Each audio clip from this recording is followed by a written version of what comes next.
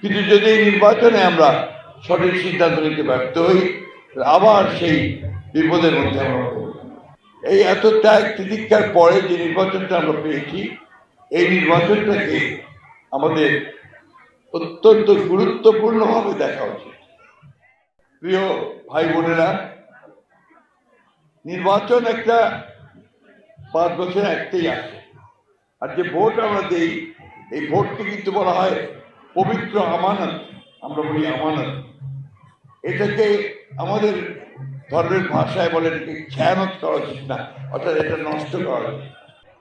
1700 মতো নেতা কর্মী আমাদের গুম হয়ে গেছে। এরা তো কিছু ত্যাগের বিনিময়ে আবারও আপনার এই 14ই জুলাই আমাদের প্রায় 2000-এর মতো আমাদের তরুণ যুবক তারা প্রাণ দিয়েছে।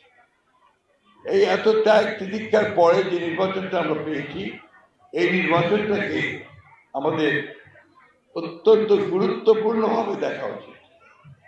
এবং এই নির্বাচনে যদি আমরা সঠিক সিদ্ধান্ত নিতে পারি, তাহলে আগামী 5 বছরের জন্য আমরা বাংলাদেশকে একটা শান্তিপূর্ণ স্থিতিশীল অবস্থার মধ্যে নিতে পারব। কিন্তু যদি এই নির্বাচনে আমরা সঠিক সিদ্ধান্ত নিতে ব্যর্থ হই, আবার সেই বিপদের মধ্যে আমরা পড়ব। আমি আপনাদের কাছে আমার নিজের সম্পর্কে কথা বলার কোনো অবকাশ নেই। এটা আমার কি আপনারা ভালো জানেন, তাই না? নাকি জানেন না? আপনারা রেসপন্ড কম করতেছেন কেন?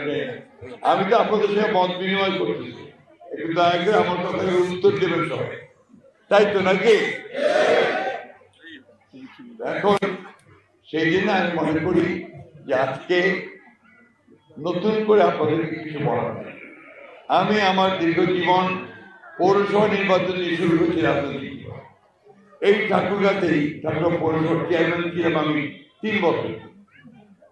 অনেকে সেই সময় জন্ম হয়নি, এখন যারা ছেলে আছে, ইয়াং ছেলে আছে, তারা হয়তো জানেন না যে আমি ঠাকুর পৌরসভার চেয়ারম্যান ছিলাম 3 বছর, তাই না?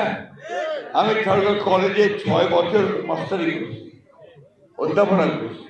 এখানে অনেক ছেলেমেয়েরা আছে যারা আমার ছাত্র ছাত্রী সরাসরি।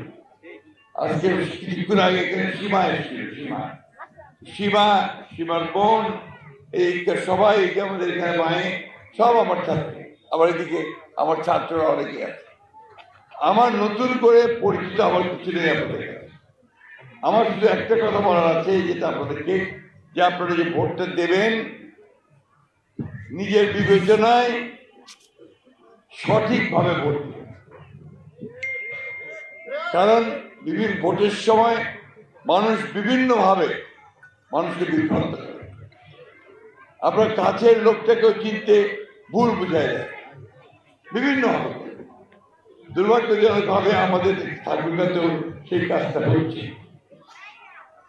এখানে ধর্মকে ব্যবহার করে মানুষকে বিভ্রান্ত করার চেষ্টা করা হচ্ছে, মিথ্যা প্রচারণা করা হচ্ছে, যেগুলো আপনারা আমাদের স্বাধীনভাবে সিদ্ধান্ত নিতে ভুল হতে পারে।